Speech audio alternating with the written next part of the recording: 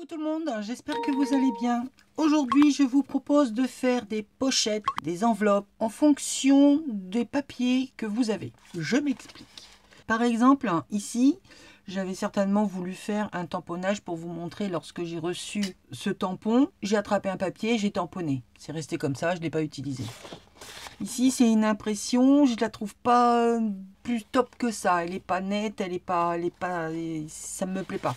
Là, ce sont des chiffres que j'ai imprimés. Pareil, sur une page, j'en ai rien fait. Je voulais venir redécouper, faire des étiquettes. Je ne l'ai pas fait, c'est resté de côté. Eh bien, j'ai décidé que, comme c'est du papier épais, on va les utiliser. Alors, c'est parti. On va adapter notre pochette, notre enveloppe en fonction de nos papiers ratés, inutilisés. Par exemple, ici, plusieurs solutions. C'est où on vient plier et on vient faire une enveloppe plus simple, toute simple, hein, avec un rabat, ici, comme ça. On colle, on coud, on coupe un peu en biais, ça nous fait une enveloppe. C'est une solution. Ou on peut faire une autre petite pochette. Vous décidez d'une hauteur, peu importe. C'est vous qui voyez la hauteur suivant votre projet. Là, on est sur un format A4. Sur le côté, là, moi, j'ai à peu près 1,5 cm qui est libre. Donc, je vais décider que là, je vais faire ma pâte de rabat, ma pâte de collage. Un plioir qui va bien et à peu près là. Allez, hop, et ça passe juste au ras de mon motif. Ici, je sais que ce sera plié. Petite astuce pour éviter que votre papier ne casse. Ça marche pas tout le temps, mais si on peut éviter. Ici, on aurait tendance à vouloir plier dans le sens du creux. Eh bien non, il faut aller à l'inverse. Et votre papier se plie tout seul. Tout comme lorsque vous avez une languette comme ça. Ne l'aplatissez pas du côté où c'est le plus fin. C'est-à-dire de ce côté-là, parce que votre papier, vous allez le déformer. Vous retournez et c'est ici que l'on vient aplatir sur la plus grande largeur, le plus grand morceau. Parce que si on le fait ici, notre papier va se déformer ou risque de se déformer. C'est pas systématique. On vient de l'autre côté. Moi, je vais utiliser la largeur entière. Je viens ramener au-dessus de ma pâte de collage le morceau qui me reste et je plie. Voilà ce que ça nous donne. Ici en bas, on va lui faire une pâte qui va venir se rabattre. Donc je reprends ma machine à faire des plis. C'est pas la plus pratique quand on n'a pas beaucoup de place sur sa bureau. On va y arriver. Je déplie tout ce petit monde. Je ne me trompe pas de côté. Là, comme ça. Et je prends, bon, allez, hop, ici, le trait. Toujours pareil. Là, on a le creux du pli. On va dans le contresens.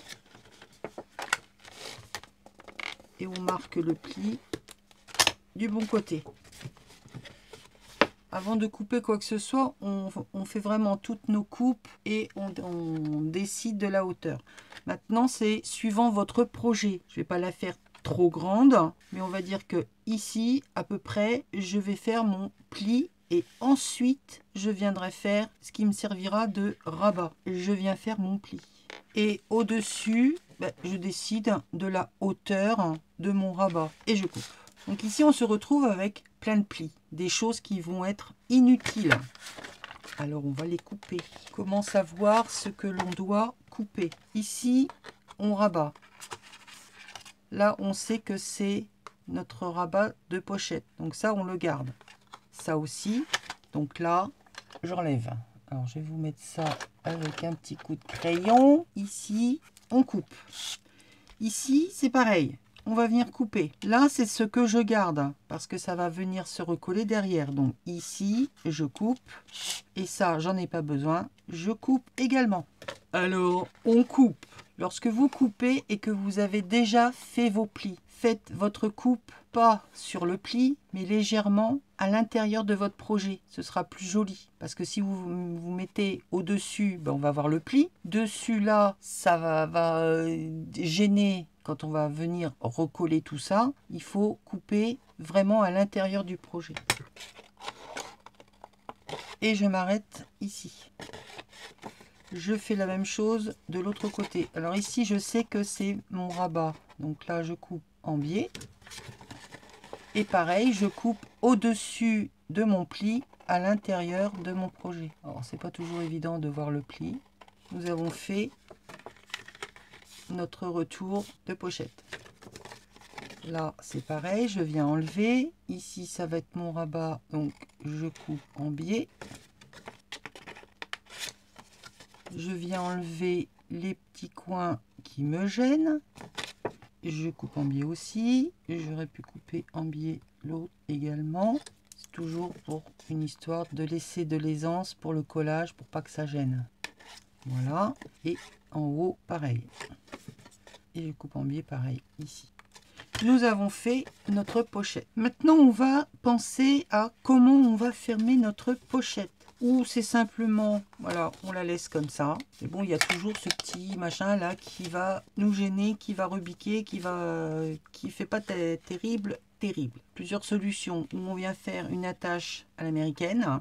C'est-à-dire que, comme on a de la chute, on vient faire 2 ronds. Ou suivant l'épaisseur de votre papier, vous en faites plusieurs pour que ce soit plus rigide. Un trou au centre, une ficelle. On en met une ici, et on fait notre fermeture. Ou on le fait sur le rabat et ici, ou uniquement un œillet et on vient faire notre rond ici. C'est ce qu'on va faire ensemble. Donc ça, il faut le penser avant, parce qu'après, ça devient un peu plus compliqué. Mais tout est faisable. Alors c'est ou avec un œillet ou avec une attache parisienne.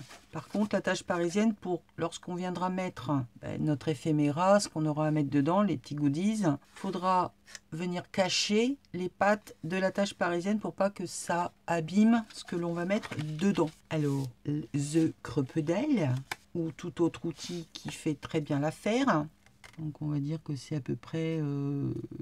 Oui, c'est du à peu près. Pareil, si vous voulez faire votre déco, autre que celle qui est là, c'est maintenant qu'il faut le faire. Avant de venir faire un trou, de venir machin, enfin bref. Après, il va falloir tourner autour du trou. Donc faites-le avant et comme ça, c'est plus simple. Et ici, on va essayer d'être dans la même ligne. Je vais venir mettre mon attache quelque part par là. Voilà. L'avantage d'avoir la creux-pedal ou un autre outil qui est très bien aussi. Alors attendez, je vous l'attrape. Je vais essayer de pas tout foutre par terre. Ça, c'est pas gagné.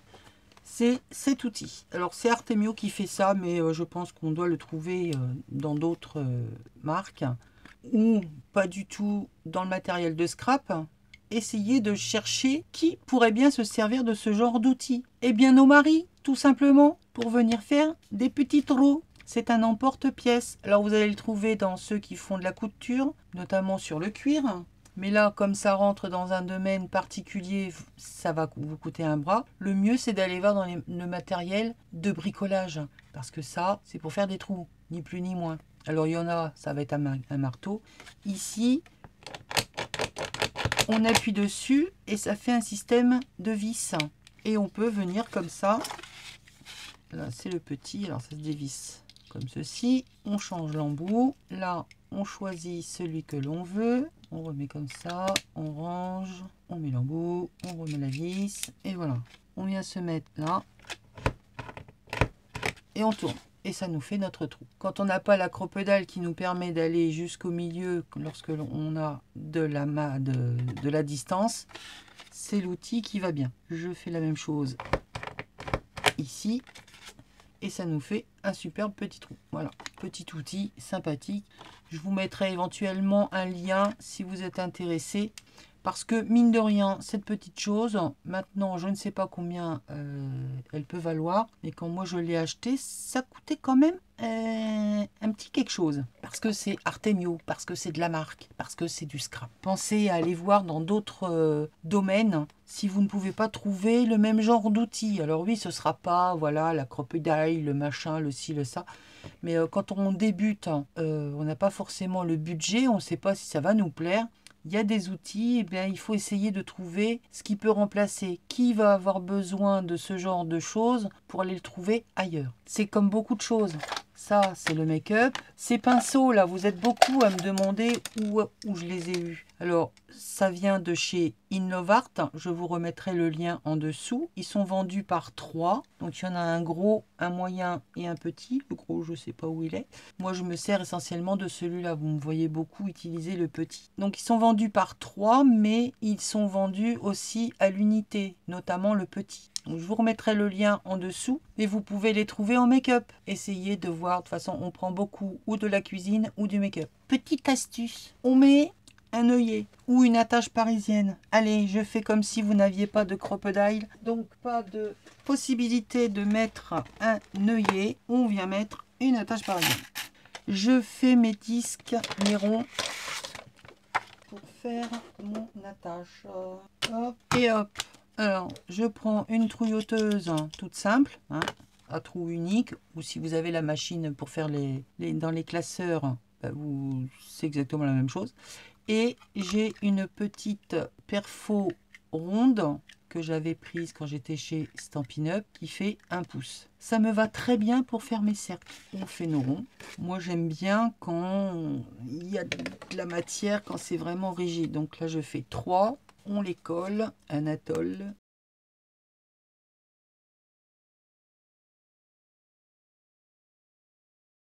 Moi, je le laisse blanc, mais après, la déco, c'est à vous de la faire, hein. Moi, c'est simplement histoire de comment récupérer des papiers qui traînent dans nos tiroirs et on s'adapte en fonction. À peu près au centre, je viens faire mon trou. Forcément, ça va pas. Donc, je reprends mon outil, là.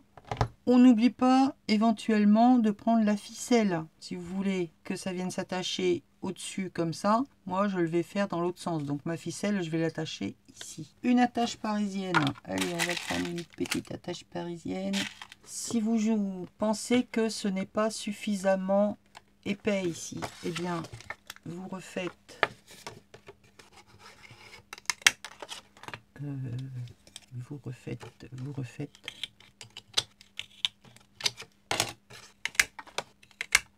de l'épaisseur et on colle. Voilà, on a rajouté un semblant d'épaisseur. Donc je passe mon attache parisienne. Je refais un disque que je viens remettre par-dessus. Comme ça, ce qu'on mettra dedans ne sera pas gêné, ne sera pas abîmé. Maintenant, je peux fermer ma pochette. Je viens coller. Je viens faire aussi une encoche, c'est plus facile pour attraper ce qu'il y a dedans. Si vous devez ancrer, c'est maintenant qu'il faut le faire. Et je colle.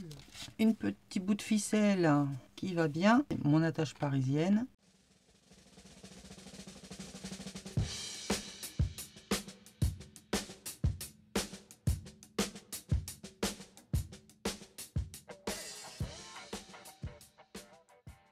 Nous venons de faire notre fermeture en coupe. Après, vous n'avez plus qu'à venir remettre une bande pour cacher les pattes de votre attache parisienne. Par contre, si c'est un œillet, ça reste comme ça et puis c'est tout. Voilà pour une idée de comment utiliser les papiers. Vous avez fait du tamponnage, vous avez fait de la patouille. C'est des impressions ratées. Vous utilisez, vous vous adaptez.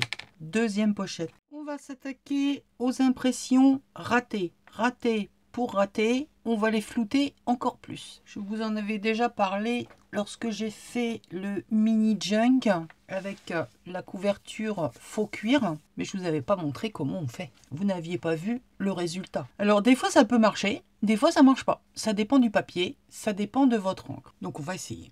Ou vous mettez que de l'eau, ou comme moi, vous êtes un peu tordu dans votre tête. Moi au départ, ça a marché parce que j'ai eu une fuite à mon pchit de produit ménager Rio Citronella. Mais en fait, je me suis aperçu que ça marchait avec plein de choses. Donc, on va prendre, voilà, mon truc pour nettoyer mon tapis.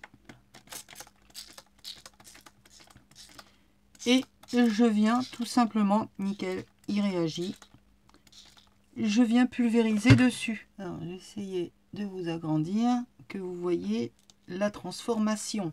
Là où j'ai mis du produit, c'est en train de faire des auréoles. Tout simplement, c'est en train de travailler au niveau de l'encre. Donc on va avoir des effets derrière et ça va nous faire des auréoles. On est en train de créer un nouveau papier. Alors après, c'est vous qui voyez. Ça vous plaît pas, vous en voulez plus.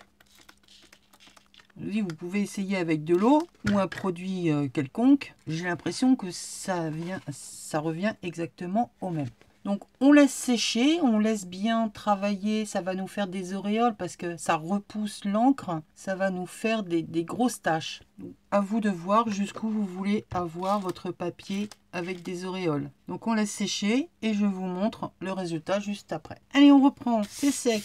J'ai repassé un petit coup de fer à repasser parce que c'était tout comme ça. Ça l'est encore, mais ça l'est moins. Donc cette fois, on va faire une pochette différente évidemment de celle-là, sinon on va pas en faire 50 hein, dans le même format. On va faire plus comme une enveloppe classique. J'ai un tour blanc autour, ça va nous servir pour faire nos pattes de collage. Donc je vais faire 2 plis, marquer les plis de chaque côté et enlever le haut et le bas. Je vais utiliser toute mon image. Je vais de part et d'autre me laisser à peu près 1 cm de pâte de collage. Bon, il n'y a pas tout à fait 1 cm, hein, mais bon, on débordera sur le côté pour pas voir justement cette petite bande blanche. Ici, on fait la même chose. Voilà, c'est vraiment... on enlève et on rétrécira après. Par contre, ici, j'enlève bien au niveau de mon image. Comme ça, on n'en parle plus. Première chose, on va penser à faire le retour. C'est dur ce truc. Le retour de notre enveloppe et le corps de l'enveloppe par lui-même. Je vais maintenant marquer les plis à 1 cm de chaque côté. Ça évitera de me glisser. De façon à ce que notre pli soit sur notre image pour pas qu'on voit le blanc. Donc là, 1 cm, je fais un pli. La même chose de l'autre côté.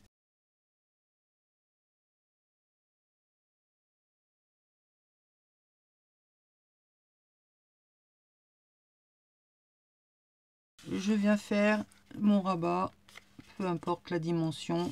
Pour moi, ça n'a aucune importance. Vous, c'est en fonction de votre papier. Si vous avez un motif que vous voulez voir apparaître sur le rabat, moi, je n'ai pas particulièrement d'exigence. Je viens replier la partie basse en laissant un espace entre le pli et le retour de mon enveloppe. Voilà, tout simplement. On pourrait laisser aussi et venir coller ou coudre. Hein. Moi, on va faire avec le rabat. Alors maintenant, on va avoir de nouveau des choses à enlever. Ici, de chaque côté, et ici, idem. Là, les 2 pattes de chaque côté, on viendra les biseauter pour faciliter le retour. Alors, je coupe toujours à l'intérieur de mon pli. Je viens couper en biais. Raté, il y a eu un glissement de terrain. Comme ceci. Pour avoir la même chose au niveau de la coupe, je me remets sur le pli et je viens couper au même endroit. Vous faites un trait, vous faites comme moi, vous coupez directement. C'est comme vous vous sentez le plus à l'aise. Je coupe en biais. Et la même chose ici. Donc nous venons de faire notre enveloppe toute simple. On viendra après faire un système de fermeture. Je vais vous montrer une astuce, enfin une autre façon de fermer vos enveloppes. Là, ici, on a le retour de notre pâte de collage. Ça fait pas joli. On vient faire un petit trait là de repère et on vient couper.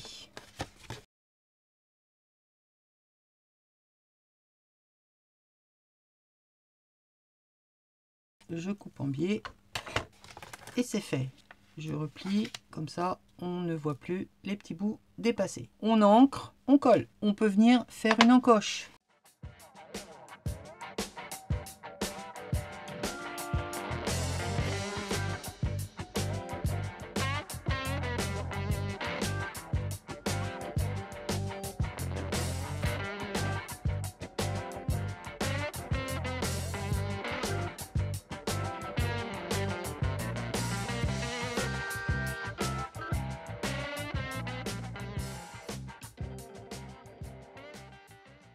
On va venir faire notre fermeture avec des découpes d'étiquettes. Alors celle-là, j'avais trouvé ça chez Nose.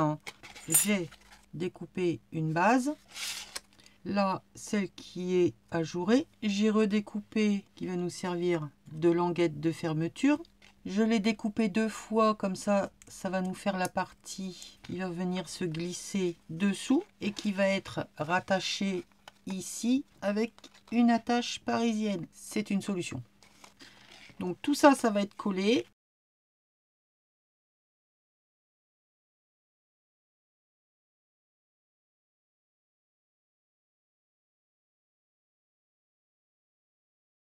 Je reprends mon étiquette. Alors là, elle est perforée aux 2 extrémités. Où vous avez la même étiquette, où vous allez venir faire vos perforations. Par contre, on ne va pas les reporter à l'identique sur notre étiquette. On va légèrement les décaler de façon à ce que ça vienne faire un petit peu, que ce soit un petit peu bombé, de manière à ce que notre languette que l'on va venir glisser dessous passe plus facilement, tout simplement, hein, que ça lui laisse la place de passer en dessous. Donc on va légèrement décaler les trous. Alors je pense que si on les bouge voilà, juste après, ce sera largement suffisant. Donc je vais faire un repère là, tout en sachant qu'il faut que j'aille à l'intérieur. Donc là j'ai mon trou, et je me décale, hop là, là et ici. Comme ça, ça va venir légèrement bomber notre étiquette. Vous voyez, elle va être décollée. On va mettre des petites attaches parisiennes. Non, je vais mettre des œillets.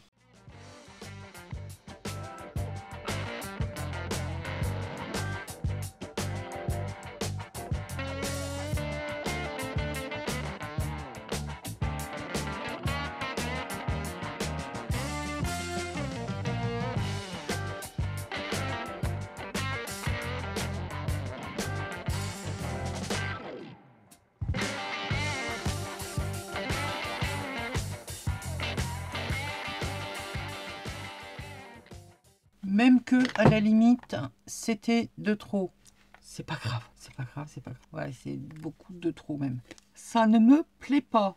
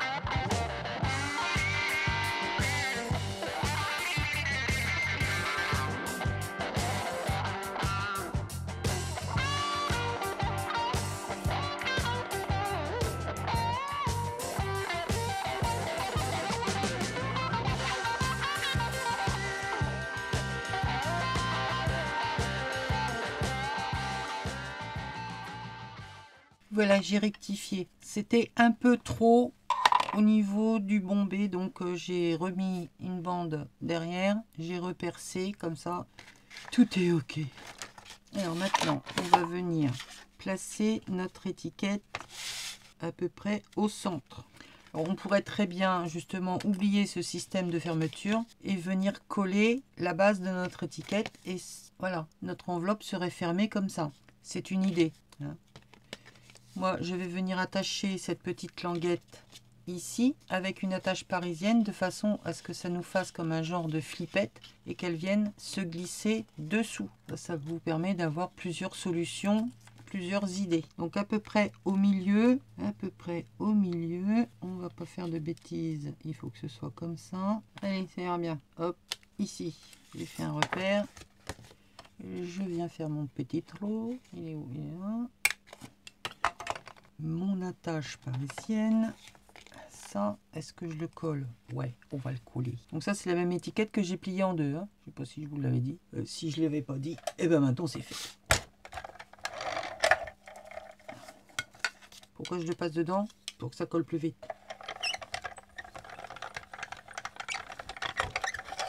Un petit code à l'ancrage. Le côté qu'on a envie de mettre en évidence. Notre attache parisienne. Et on va mettre ça ici. Voilà pour mon attache. Maintenant, on va mettre notre étiquette. Alors forcément, comme j'ai remis de l'épaisseur, c'est pas la peine de mettre de la colle là, puisqu'il y a une épaisseur de cartonnette en plus. Je ne mets que sur l'épaisseur que je viens de remettre. Mais vous mettez de la colle partout. Et hop, il ira bien. On vient cacher ici, parce que ça fait pas beau, par une étiquette, par exemple. Est-ce que je vais avoir ça là-dedans? Allez, on va mettre ça. Ça traîne depuis un moment, eh ben, ça traînera plus. Ça devait être des étiquettes qu'il y avait dans un bloc action. Ne me demandez pas lequel, je ne saurais plus vous dire. Il y avait un tas de petites étiquettes comme ça où il y avait des paillettes dessus.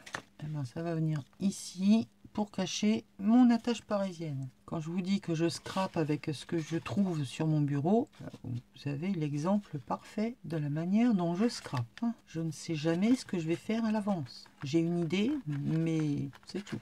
Nous avons fait une fermeture originale. La création d'une enveloppe de A à Z avec du papier qu'on aurait probablement mis à la poubelle ou jamais utilisé. Vous y mettez un coup d'eau ou de produit d'entretien, vous voyez le résultat. Évidemment, ça ne marche que sur les impressions à jet d'encre. Les impressions laser, ça m'étonnerait. Et voilà ce que ça donne. Des étiquettes, de la dentelle, enfin voilà, vous venez redécorer. Après, celle-là, je suis allée au bout pour vous montrer système de fermeture. Deuxième pochette. On passe à la troisième enveloppe. Enfin, et la dernière, la plus classique des enveloppes. On part d'un papier. On ramène le coin sur la grande longueur. On vient en faire un carré. Je viens faire un repère de chaque côté et je découpe. Je viens juste aplatir ici légèrement dans un sens, mais dans l'autre. On a une petite croix. On prend un côté, on vient se mettre ici au centre et légèrement on vient décaler d'un demi-centimètre et on aplatit. Alors celle-là, c'est vraiment la plus simple des enveloppes. Je fais la même chose de l'autre côté. Je viens me mettre là au centre et je décale d'un demi-centimètre. Je fais au pif. Si vous voulez prendre des mesures, prenez des mesures. Moi, je ne prends pas de mesure. Ensuite, on prend la partie du bas et on vient remonter jusque la pointe qui a été formée avec le pli. Et je plie. Et ici, eh ben, je fais exactement la même chose. Sauf que là, je vais un peu plus loin sur ma pointe. Voilà comment faire une enveloppe en 3 secondes et demie. Alors maintenant, on a là, ici, le pli qui se fait. On a des tout petits triangles qui sont pas franchement jolis. Le plus simple, c'est de prendre les ciseaux. Et on vient enlever la petite pointe. Voilà. De l'autre côté, pareil. On fait ça à chaque fois qu'il y a un petit triangle, on l'enlève. Alors évidemment, si vous avez les tables de rainurage, vous avez peut-être aussi des mesures pour faire des enveloppes. Ça, vous avez des repères, vous ne vous trompez pas. Mais quand on n'a pas tout ça, eh ben on se débrouille comme on peut. Donc là, hop, les deux côtés. Je sais que c'est ici le bas. Je viens coller. Là, juste une petite pointe ici et sur le bord.